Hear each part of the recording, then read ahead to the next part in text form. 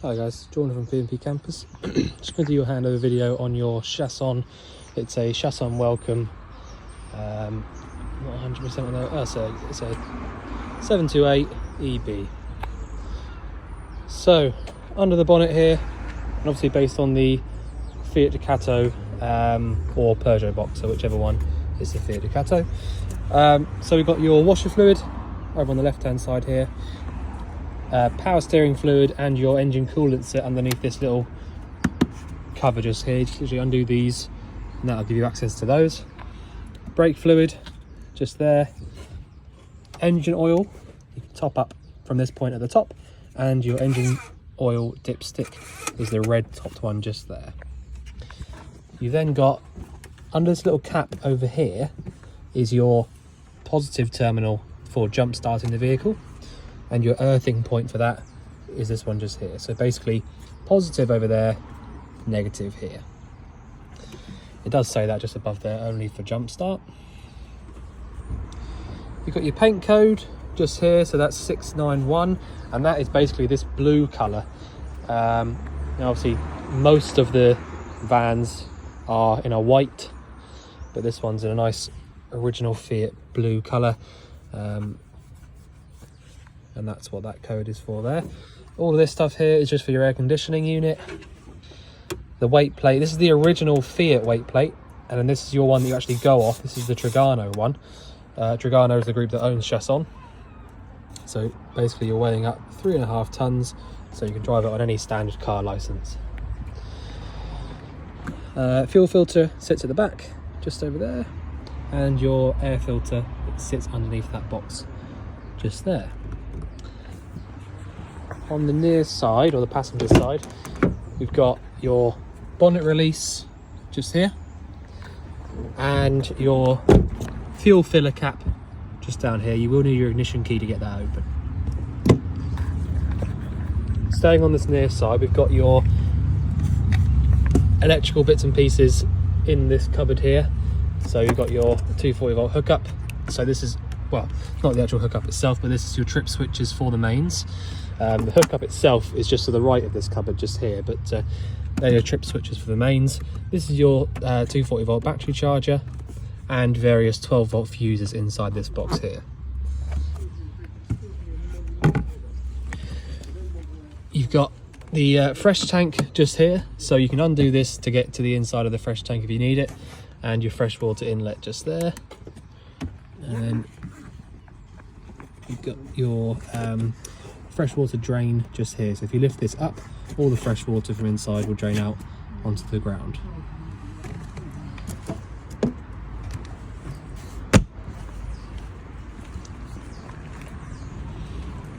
The Truma vent just here is for your boiler heating system. 2 bike rack and your double reversing camera at the top, along with sensors at the bottom as well. You have also got lots, obviously a huge garage here below the fixed bed. You have got the wind up bed mechanism in here, which I will show you in a minute, but that's what this stuff here is for. So you'll see as I go up, this in here would actually come over as it pushes the bed up basically. So you've got a nice little light in there. All the carpets for the vehicle are in the rear locker here as well. You have got the Easy Chef extra on here, so I'll just show you that. Can't really show you it all working on the video, as you can probably imagine, but essentially you just undo this little clip just here, and then that allows you to pull this entire thing out. You have got a gas isolator for it just inside there, so just turning that 90 degrees isolates that gas, but that's basically it. You just have your gas on in the locker there, which I'll show you in a minute, and that'll give you access to using that. The wastewater drain off point is this one just down here, and you basically just push this handle in if you don't want the drain to drain out any more water. Pull it out if you do. The toilet cassette locker, so you've got the actual toilet cassette here. This is the newer style toilet cassette, so when you pull this out, you can see there it's got the orange bits on it rather than yellow. So all you need to know really is that you drain the cassette out from here, and when you are physically draining it, you need to hold down the little yellow button there, orange button there at the back. So I'm so used to them being the older style. You've got a freshwater flush, which is what this blue pipe is for here. So essentially that means that you don't have any separate flush fluid to worry about. All you need to do is make sure that you have a little bit of water in the fresh tank all the time, really, because to be fair, if you don't, then you won't be able to flush the toilet. So that is the toilet cassette locker. These two big vents just here are for your fridge, so anytime that you have the fridge lit up on gas, you will be able to hear a slight noise from this little bottom vent here. And we've got the gas locker here. So we've got the refillable gas bottles in here.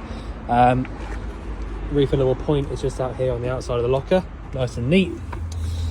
So there's not really much to know about these bottles, really. They're all pretty straightforward. All you need to know is that turning this clockwise around to the right turns your gas off, and turning it anti-clockwise around to the left turns it on. So turning these off before you start driving is always advised, but otherwise just literally turn them on and off as you need to. And the same goes for filling it up, really. Just fill it up as and when. Pretty simple stuff. In the cab itself, it's a nice high-spec cab. So you've got the air conditioning button just here, and your various fan settings and controls. Hazard warning lights locking the cab from inside. You've got the 6-speed manual gearbox, where reverse is lift up at the back, over and up to the top left. You got cruise control down there on the bottom dial. So this little bottom stalk here is for your cruise control. Your lights on and off is this left-hand stalk just here, if you can see it. That one just there. You've got electric adjusting mirrors, so you can just basically select which mirror you want to move, and then just basically move it around like a joystick, really.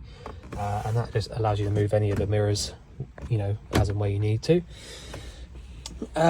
You've got a Snooper double-din head unit there. Now Snooper generally do sort of like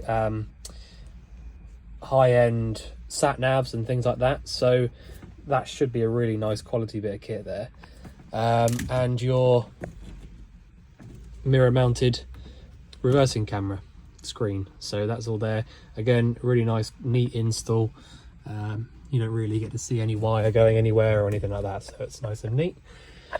So I think that's about it, really, for in the cab. You've got also this little bit just here, which is probably just stuck on, to be honest, but that's just your reversing sensor. It just basically tells you on there how many meters you are away from stuff, so that's what that is. All right, so if I turn around, go through to the back, we've got these little lights just here, which basically bring on these little lights, essentially. You've got a couple of USB sockets just here, only on this near side, to be fair, but that's where that is. Right, so as you're aware, you've got your manual drop down bed, so you literally just pull on that and it allows the bed to come down. I don't really need to have to need to show you anything up there because it's all pretty straightforward, but just basically push it back up and then plug your seatbelt bit in there, so that's not going to go anywhere then.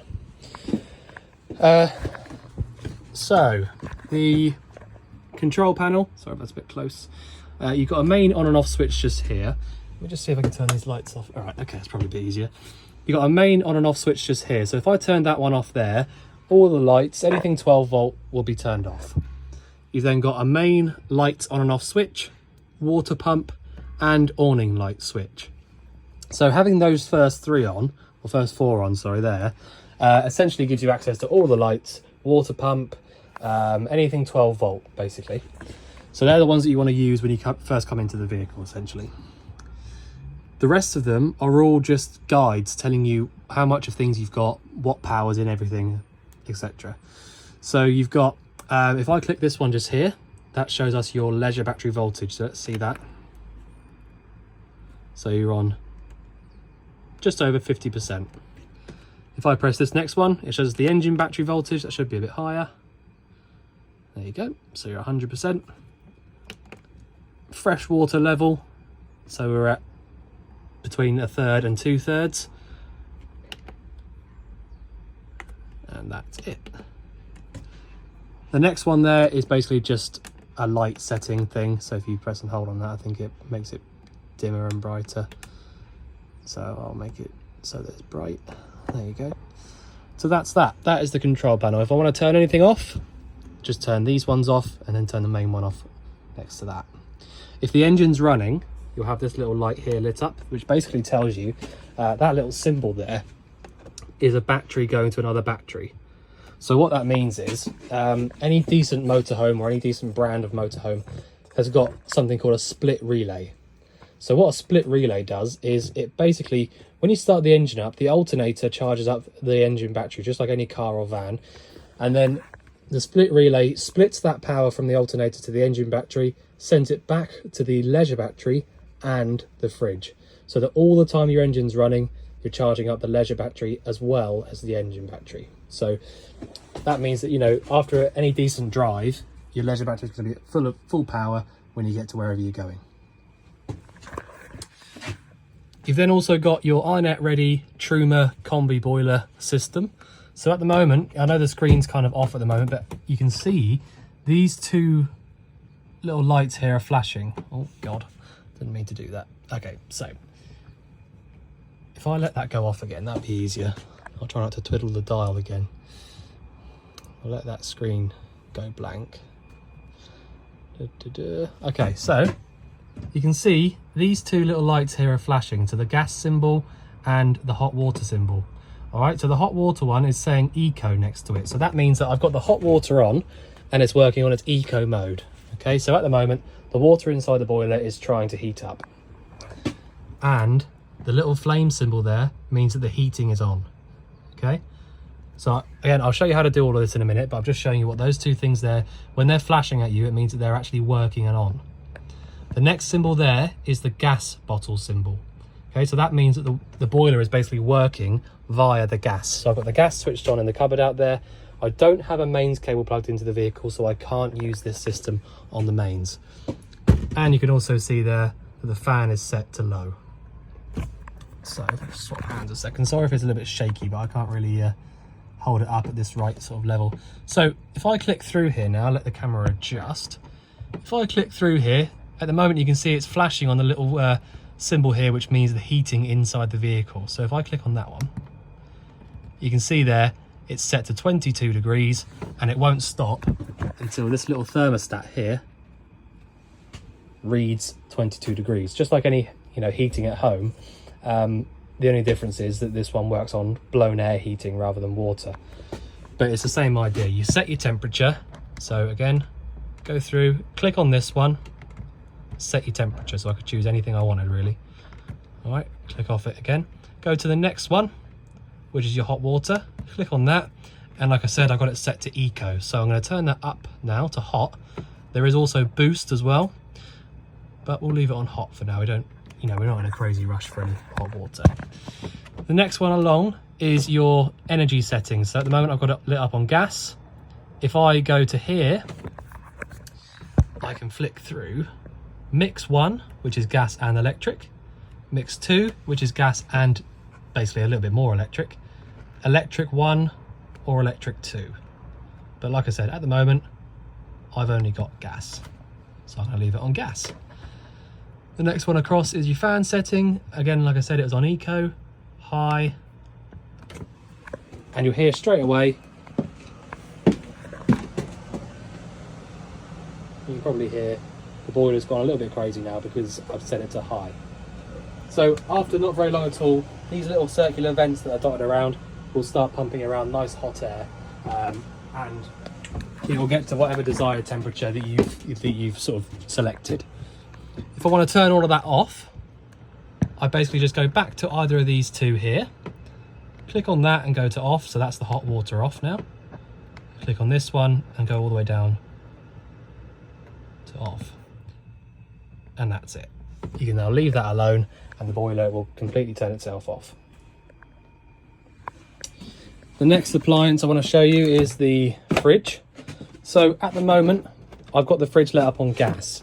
The way that I can prove that it's definitely working on one way or another is that you've got a little green light on in there constantly.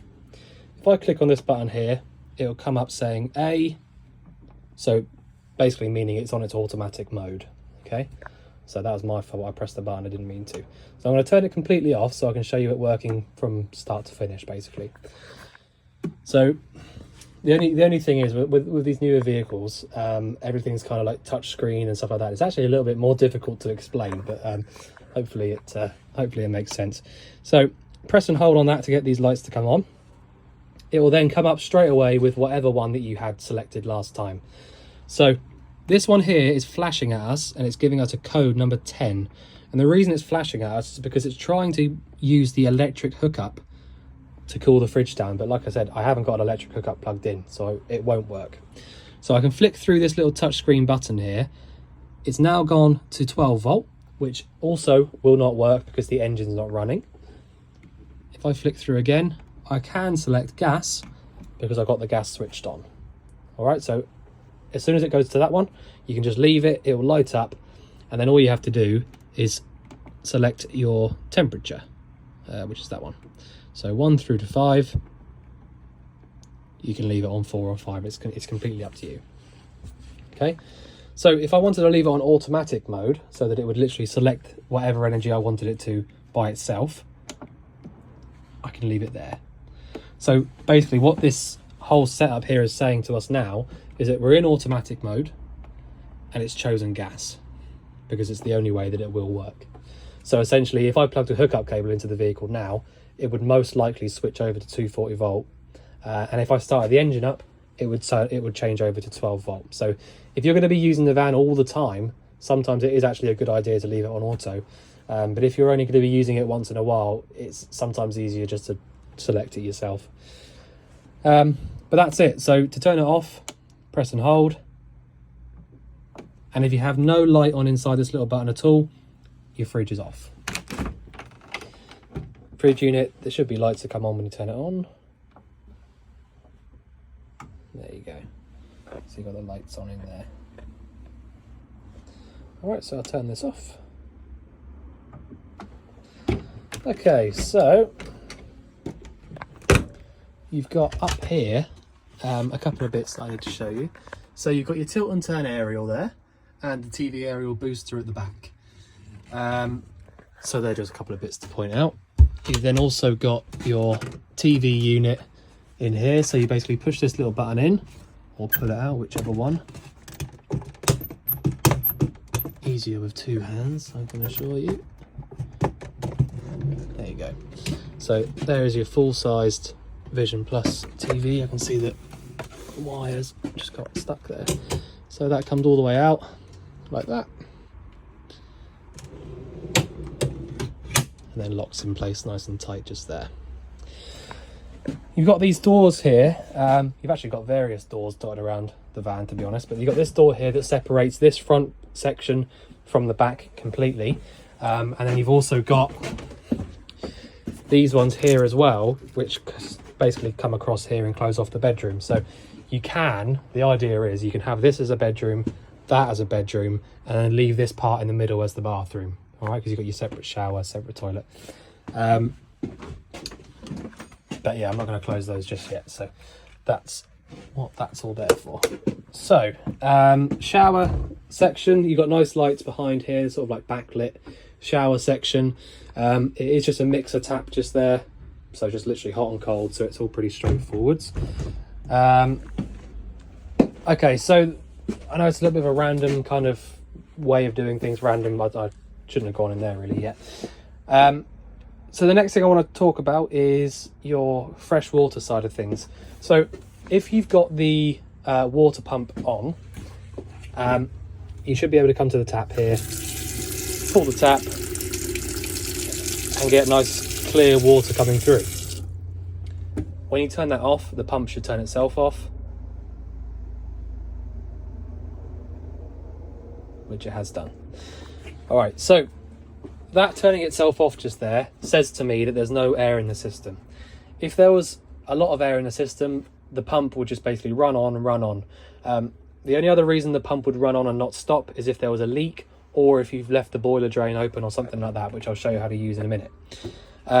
So the first thing you want to do, if you want to use your hot water like I was just doing just there, you just turn your water pump switch on, and obviously this is all assuming you've got water in the tank. Turn your water pump switch on and come over to this tap just here and just basically pull the hot water through. So I've done this before I came in here and did the video, okay, so you can see what I mean by nice clear water. All right, so this is nice and clear. It's not coughing and spluttering, it's not going all over the place. So that water, I'm 100% sure that the boiler is full of water. If I started getting loads of air coughing up through there and no water was actually coming out through that tap, all that means is that, well, two things. It can either mean you've not got enough water in your tank, or the boiler isn't quite full yet. So the reason for that is, if you imagine, so the water tank's just down here, like I showed you outside. If you imagine the water pump sits next to it, close to it, wherever it is, it draws water straight from there and sends it to all of the cold water sides of every tap, basically. All right, so that goes directly from there through the pump to the tap. The hot water side of things goes directly from the tank to the boiler and then gets sent off to all of the taps. All right, so if that boiler is not full of water, you will not get water coming through the tap. And so that's why it's the only reason or only way that you can check if the boiler's full. And the reason you have to do that is if you light the boiler up on gas or mains, whatever, and try to heat the water up and you select, you know, eco, high, boost, whichever, and it's not full of water, it will get too hot and it will burn out. All right, not physically, but I mean, it'll get far too hot and you'll basically break it.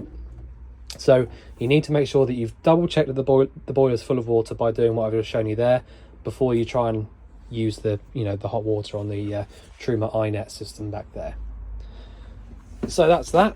You've got your 3-burner hob here. I think, yeah, you'll need an igniter of some description to light those up, because I can see they've not got the igniter option on them. So you need a lighter or something to light those up. You've got your oven system down here, so it's an oven and a grill. You've got an igniter switch for these. All right, so you basically just push in and round to the right for the grill and in and round to the left for the oven. Got lots of storage down there. Is there anything there? No. Okay, so see if there's anything there. No. Right, so like I said, the shower is literally just hot and cold, really easy. Nice little storage cupboards here. Same for this tap just here. I mean, I've never seen one that's sort of laid out like this, to be honest, but it looks really nice. Hot and cold, nice and easy. Toilet, again, nice and easy, but I will just run you through how it works. So you've got the flush button just over here. Now, before you do this, you need to make sure that the actual flap is closed in there. So if I show you it opening up from this little handle at the front, that's open, that's closed. So it's a little bit awkward to actually see it because obviously it's black, but open, closed. Once it's closed, you can go to the toilet. You can obviously open it up and just use it like that if you want to, but flush fluid pumping around, filling up the bowl, and then you can drain it out into the cassette.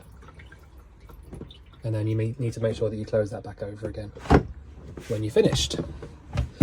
So that's the toilet. The bedroom area is, you know, to be honest, it is very simple. There's only a couple of things I've lifted this bed up so I can show you a few things. If I come around the other side, probably easier. So underneath the bed, you've got this kind of section here with this little hole in the middle. So it's kind of been made so that you can lift this out if you need to. And the reason for that is this literally covers the boiler. All right, so the bit that I actually want to show you now, this might be a little bit awkward to actually show. Right, so that little, oh God, It's awkward. So this little blue dial here that it's just focusing in on, if I twisted that blue dial, so you can see there it's going left to right at the moment. If I turned that so that it was facing, you know, turn it 90 degrees, there'll be a little blue button just down here that would pop out in front of it. When that little blue button pops out, that basically just opens up the boiler drain. So essentially, if you want to drain the water out from the boiler, which you should only really do in the winter months, if you wanted to do that, you need to turn that 90 degrees, like I said, and it will pop out the little blue button. But if, like me, when I came to the van, our habitation engineer had already drained the boiler out because it was going to get quite cold tonight. So, in fact, I'll do it now for you so you can see. So, now that in fact, sorry to keep going back on myself. Before you do that, you need to turn the pump off. Because if I open that drain up, so I'll turn the pump off. If I open that drain up, the pump would turn on because it loses pressure and it would just pump all the water out. So I've turned the pump switch off. Now this is a little bit awkward to get to because it's a bit, you know, down in the middle of the bed, but I'll turn this. And as you can hear, all the water is now pumping out underneath the van. You can just about see the little blue button that's popped out just there as well.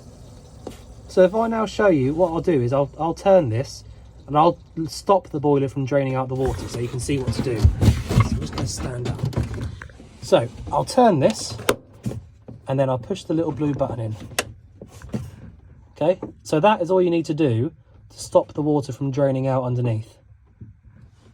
All right, so the boiler is now empty, and if I just show you what I was talking about earlier. So now, when I turn the pump switch on, the pump will come on and there won't be any hot water at the hot tap. So if I do that, there might be a little bit to start with.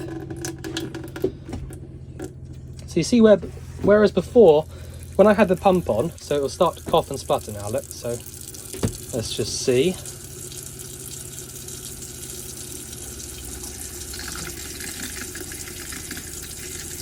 So it's just filling up the boiler now.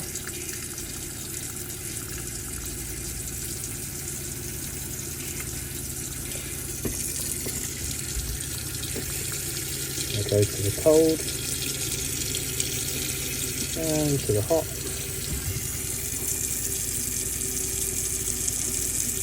Alright, so it didn't cough and splatter half as much as I thought it was going to, but that must be because not much water came out underneath. If you left that undone for a little while, it would drain it all out. But there you go. So that's basically the process of stopping closing off the boiler drain and filling it back up again. So that's really important because, to be fair, the boiler is the most expensive part in this van. So if if that goes wrong in any sort of way, that's the big one really. So you just need to be careful with it. So you have also got the easy bed option in here. So there's this little handle. So if I just take this off, this little handle sits in these little clips here.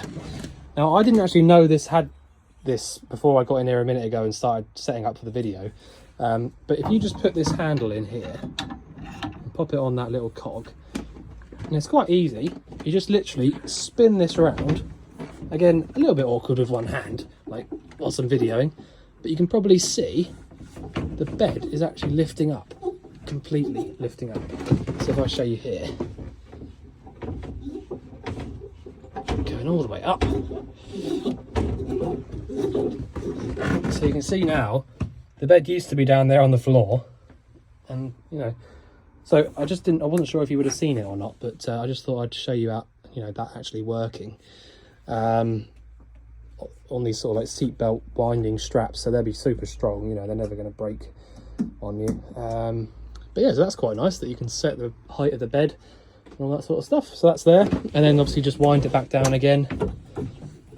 It's a lot easier going down because there's obviously gravity helping it out. So I'll just go all the way down with that quickly.